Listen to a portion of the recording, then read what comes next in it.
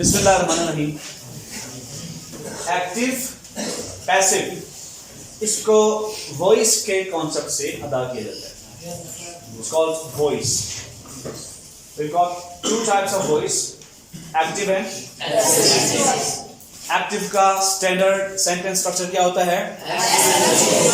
Passive का इसके अलावा हमने 4 things to remember का एक कॉन्सेप्ट पढ़ा था कि 4 चीजें आपको याद रखनी है। पहली कौन सी थी?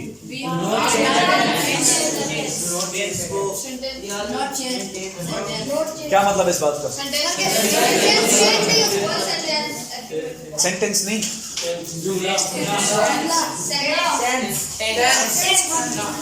टेंस चेंज नहीं कर सकते आप, यानी जिस टाइम में बात हो रही है वही टाइम रहेगा, टेंस चेंज नहीं होगा। दूसरी क्या बात थी?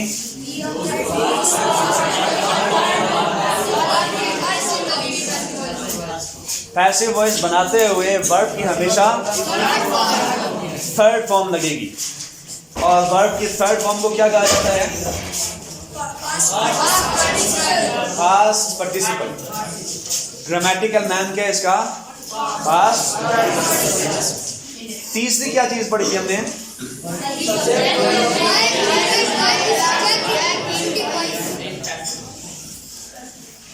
सब्जेक्ट से पहले आपने बाय यूज करना है पैसिव वॉइस में। बाय क्या यूज करना है? बहुत से ऐसे वाकयात होते हैं जिसमें आप विया भी यूज कर सकते हैं, VIA, और थ्रू भी यूज कर सकते हैं, THROUGH, उसका भी मतलब होता है जरिए। ठीक है, बाय का भी मतलब है जरिए या की तरफ से, थ्रू का भी मतलब है जरिए या की तरफ से, और वाया का भी मतलब है, या विया भी उसको कहते हैं, की तरफ से। चौथी क्या चीज थी उसमें? सब्जेक्ट। अच्छा, मतलब क्या है इसका? उर्दू में बताओ ना, मतलब क्या है? Subject pronoun will be converted to object pronoun. इसका उर्दू में मतलब क्या है पूरे जुमले का?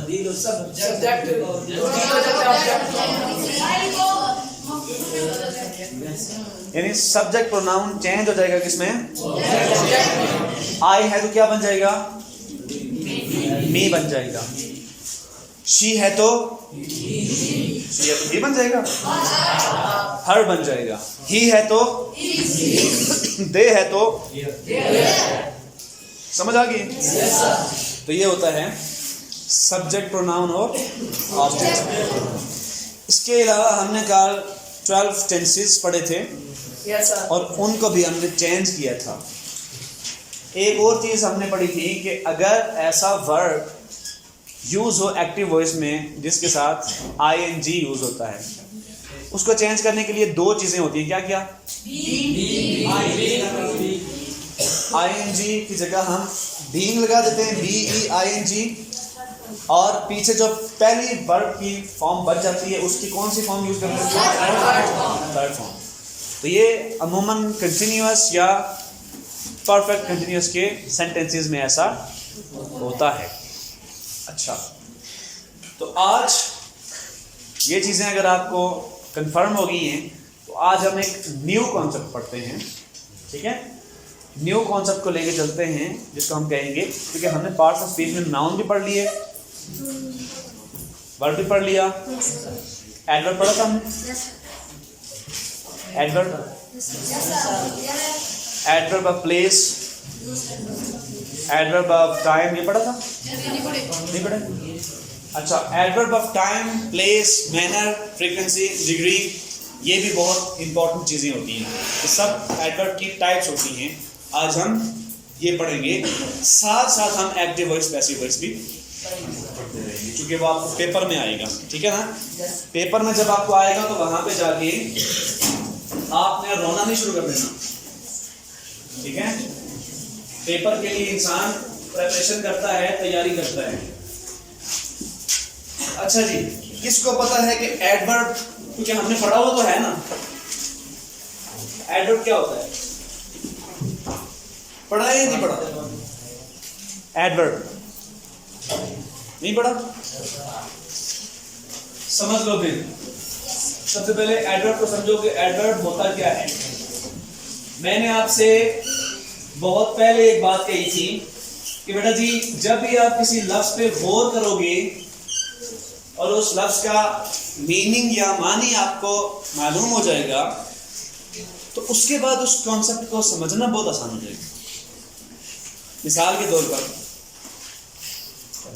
आपकी एक पूरी शख्सियत है सर से लेकर पांव तक, आपके बहुत सारे औसाफ हैं, वो गिनवाना चाहें तो पूरी किताब आपके ऊपर लिखी जा सकती है, लेकिन इस पूरी शख्सियत को जाहिर करने के लिए एक ही नाम इस्तेमाल होता है आपका।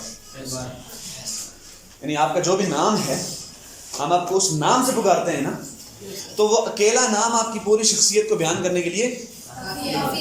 ऐसे ही जो कॉन्सेप्ट्स होते हैं उनमें जो कुछ भी तफसीलात आ रही होती हैं, डिटेल्स होती हैं, अंडरस्टैंडिंग होती है, एक थॉट होती है, कॉन्सेप्ट होता है, उन सब को बयान करने के लिए जैसे हम लोगों का एक नाम रखते हैं ऐसे ही कॉन्सेप्ट्स का भी एक नाम।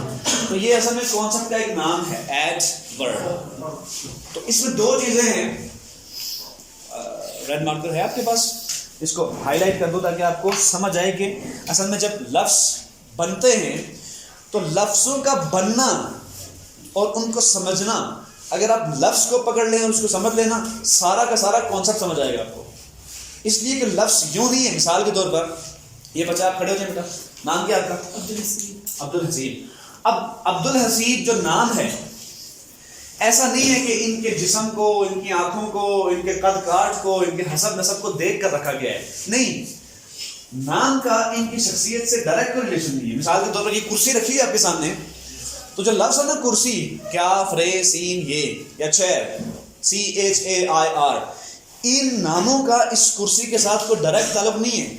ऐसा नहीं है कि क्याफ की जो शक्ल होती है वो उसके बाजुओं की शक्ल होती है, रे की जो शक्ल होती है उसकी सीट से ताल्लुक होती है, नहीं, ऐसा नहीं होता। यहाँ पे ऐसा नहीं होता। यहाँ पे तो सिर्फ एक नाम इस्तेमाल कर लिया जाता है पूरी चीज़ को जाहिर करने के लिए। जो एजुकेशन होती है ना, एजुकेशन, उसमें किसी भी कॉन्सेप्ट के लिए जो नाम इस्तेमाल किया जाता है ना, उसका डायरेक्ट रिलेशन होता है उस कॉन्सेप्ट से। समझ आ गई? उस कॉन्सेप्ट से उसका डायरेक्ट रिलेशन होता है। तो यहाँ पे जो दो आपके पास कॉम्बिनेशन है एडवर्ब, ठीक है। तो असल चीज क्या है? वर्ब है। असल चीज क्या है? वर्ब है। तो एड उसमें क्या है? एक एडिशन है, एडिशन टू वर्ब। मतलब क्या है कि ये एडवर्ब वर्ब के बारे में आपको कोई इंफॉर्मेशन दे रहा होता है। एडवर्ब वर्ब के बारे में इंफॉर्मेशन देता है, क्वालिफाई करता है उसको। समझ आ रही है? yes, कि वर्ब तो हो रहा है, कैसे हो रहा है? मैं अभी आपको पढ़ा रहा हूं ना, तो इस पढ़ाने में बहुत सारे सवालात पैदा हो जाते हैं। कहाँ पे पढ़ाया जा रहा है, किस वक्त पढ़ाया जा रहा है, कैसे पढ़ाया जा रहा है, कितना पढ़ाया जा रहा है और कब कब पढ़ाया जा रहा है। तो ये जितने भी सवालात होते हैं ये सारे एडवर्ब होते हैं। ये इंफॉर्मेशन है वर्ब के मुताबिक। मिसाल के तौर पर आप क्रिकेट चूँकि पाकिस्तान में सबसे ज़्यादा खेली है और पसंद की जाती है, ऐसा ही है ना? yes, आप सब भी खेलते हैं। इसी की हम एक एग्जांपल ले लेते हैं क्रिकेट की। हम वर्ब यहाँ पे यूज करते हैं एक प्ले, ठीक है। प्ले वर्ब हमने यूज किया। अब ये जो प्ले वर्ब है, जैसे हम कहते हैं खेलना, ठीक है, तो ये क्या हो गया? वर्ब हो गया। अब आप कहते हैं कि how to play, how to play, ये सवाल पैदा होगा ना इसके बारे में कि कैसे खेला जाए, कैसे खेला जाए। yes. चलो मैं आपके सामने इसकी उर्दू भी लिख देता हूं, ठीक है। कैसे खेला जाए। तो एन मुमकिन है एक शख्स कहे कि अच्छी तरह से खेला जाए।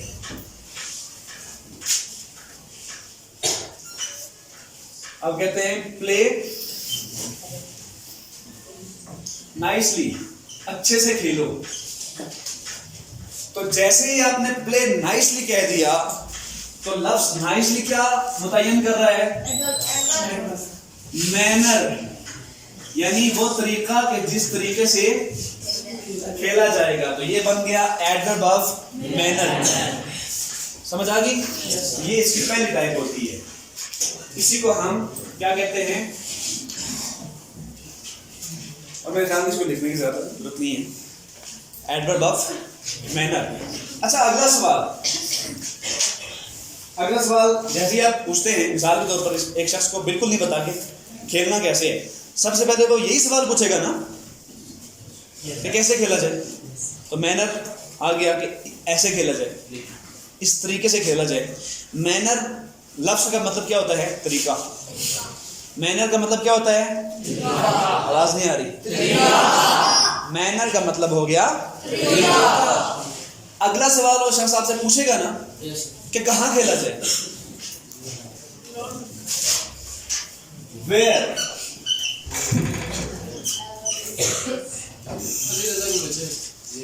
पीरियड के बाद इंशाअल्लाह। वेयर टू प्ले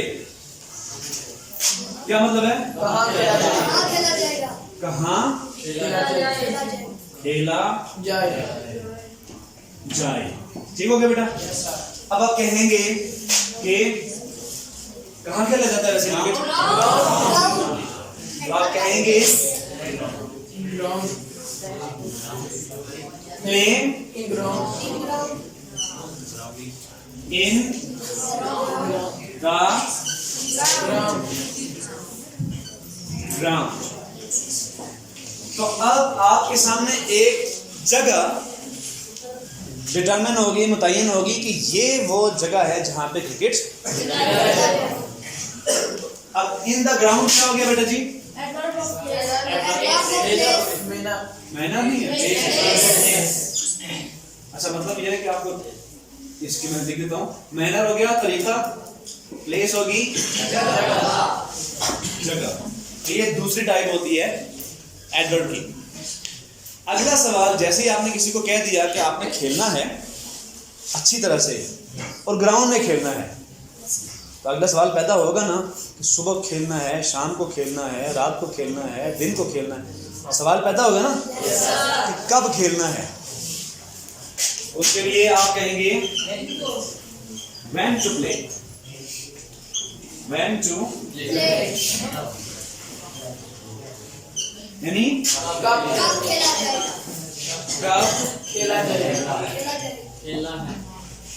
खेलना है या खेला जाए, एक ही बात है। ठीक है, कब खेला जाए या अच्छा, आप कहते हैं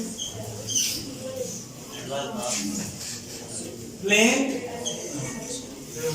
इन द इवनिंग। मॉर्निंग में स्टडीज होती है, शाम में खेला जाए। आप क्या कहेंगे? ये क्या है? वक्त है। ठीक हो गया? अगला सवाल ये होगा कि इजाजत मिल गई है, खेलने का तरीका भी बता दिया गया है, जगह भी बता दी गई है, तो हमें छुट्टी कितनी है, कब तक खेल सकते हैं? यानी कब तक खेल सकते हैं, यानी कितना खेल सकते हैं, यही है ना। असल लफ्ज ये है कि कितना।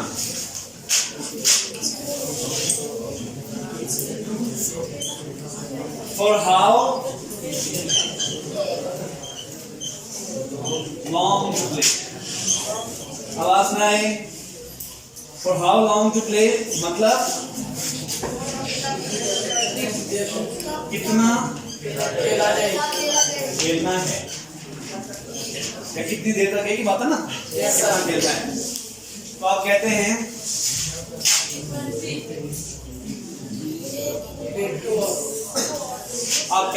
जी प्ले फॉर एन आवर। ठीक है, 1 घंटे तक। आवाज ना आए, पीछे जो बच्चे बैठे हुए हैं ये गौर करके समझे, इसलिए कि मैं आप सवाल पूछूंगा आप सबसे, तो पता होना चाहिए आपको। आप कहते हैं जी कि प्ले फॉर एन आवर। अच्छा, कोई बता सकता है कि ये मैंने एन क्यों यूज किया है? तो ए भी यूज कर सकता था एक के लिए। कौन सी? ओ। इसलिए कि एच इसमें साइलेंट होता है, एच को नहीं पढ़ते, आवर नहीं पढ़ते, आवर पढ़ते हैं, एच को पढ़ते ही नहीं है। और चूंकि आवर है तो ओ से पहले समझ आ गई। तो इसका मतलब क्या हुआ? फॉर एन आवर क्या हो गया? टाइम। इसकी डिग्री, इसको कहते हैं डिग्री, शिद्दत, या कितनी देर तक आप काम करते हैं उसको कहते हैं डिग्री। अच्छा, अब सबसे आखिरी सवाल क्या पूछेंगे कि क्या मैं रोजाना खेल सकता हूँ? इतना पूछेंगे ना? कि क्या रोजाना इतना खेल सकता हूँ? तो अगला शख्स कोई भी आपको जवाब दे सकता है, यानी हफ्ते में एक दिन, रोजाना भी कह सकता है, बल्कि एक दिन में 2 दफा भी कह सकता है, महीने में 1 दफा कह सकता है, फोर्टनाइटली 1 दफा कह सकता है, कह सकते हैं ना? तो हम एक मिसाल लेते हैं। सवाल तो ये है ना कि हाउ मेनी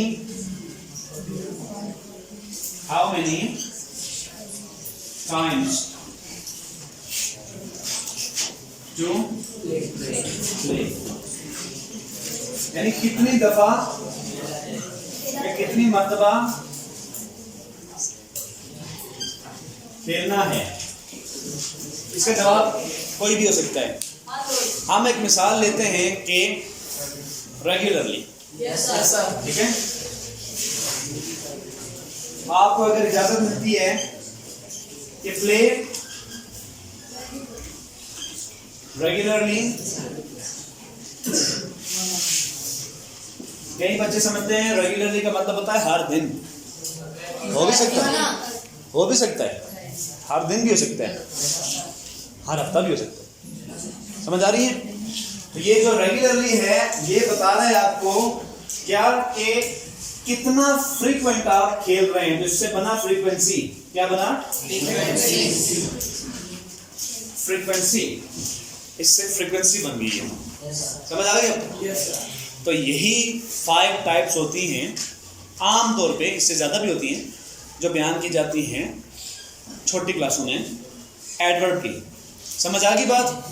सबसे पहले ये कि असलन ये चीज़ क्या होती है, इन इटसेल्फ वर्ब होता है, और वर्ब के बारे में बताया जाता है, एडिशन की जाती है कि वर्ब कैसे हो रहा है, कहाँ हो रहा है, कब हो रहा है, कितना हो रहा है, कितनी मर्तबा हो रहा है।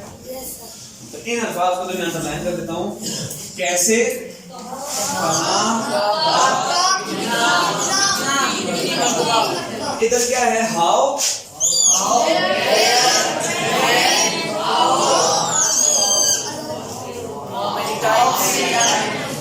ये है असल में 5 टाइप्स भी आपकी कवर होगी, अंडरस्टैंडिंग भी आपकी डेवलप होगी इसके बारे में, और हमने मिसालों से भी इसको समझ लिया कि हम कैसे इसको पढ़ें। इसमें अगर कोई शक हो, कोई सवाल हो, कोई चीज़ समझ ना आई हो तो एक मरतबा नहीं 100 दफ़ा पूछ सकते हैं आप। लेकिन फिर जब मैं पूछूंगा ना तो आपको हर हाल में जवाब देना पड़ेगा। फ्रीक्वेंसी लफ्ज निकला है फ्रीक्वेंट से। फ्रीक्वेंट का मतलब होता है कि कोई चीज कितनी मर्तबा हो रही है।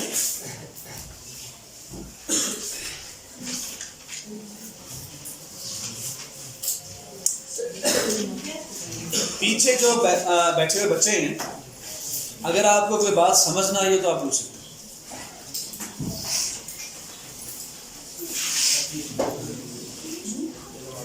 अगर आपको कोई बात समझ ना आई हो तो आप पूछ।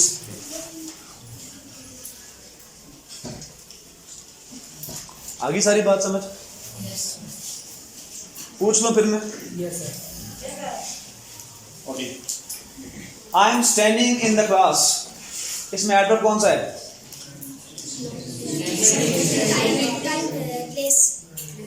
एडवर्ब है कौन सा?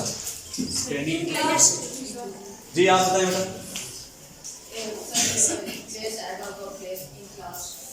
इन द क्लास बताओ ना, इन द क्लास। तो टाइप कौन सी है? Adverb of place. क्लैप करें, शाबाश, बहुत अच्छा।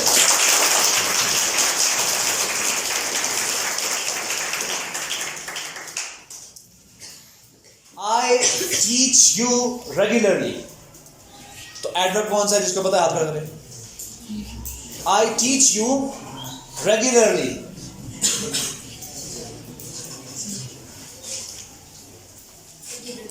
रेगुलरली, शाबाश, क्लैप करें। और ये वर्ब की कौन सी टाइप है? शाबाश, क्लैप करें। Adverb of frequency.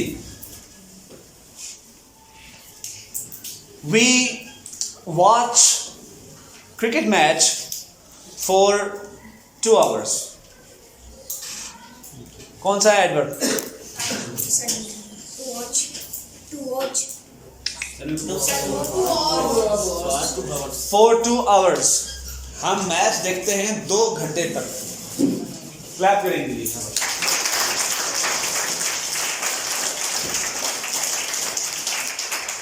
और ये वर्ब एडवर्ब की कौन सी टाइप है? डिग्री है, शाबाश, ये सबको पता है। अपने बोर्ड से भी आप हेल्प ले सकते हैं, ठीक है। चलें जी, मैं कहता हूं कि yesterday, अब थोड़ा सा मुश्किल सवाल है आपके लिए, ठीक है।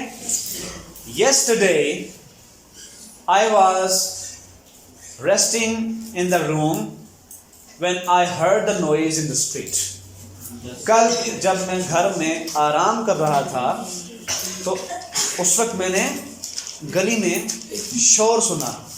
Yesterday when I was resting in my room, all of a suddenly I heard noise from the street. In the तो इसमें कौन से हैं adverbs? In the street, adverb of place. In the room,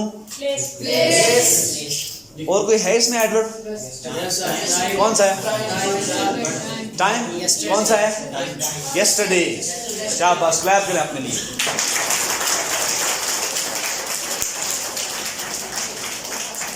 सारी बात समझ आ गई है कि वर्ब में और एडवर्ब में क्या डिफरेंस होता है? वर्ब तो काम है ना, एडवर्ब इस बात की तफसील है कि काम कहाँ, कब, कितना, कैसे वगैरह हो रहा है। इसको लिख लें।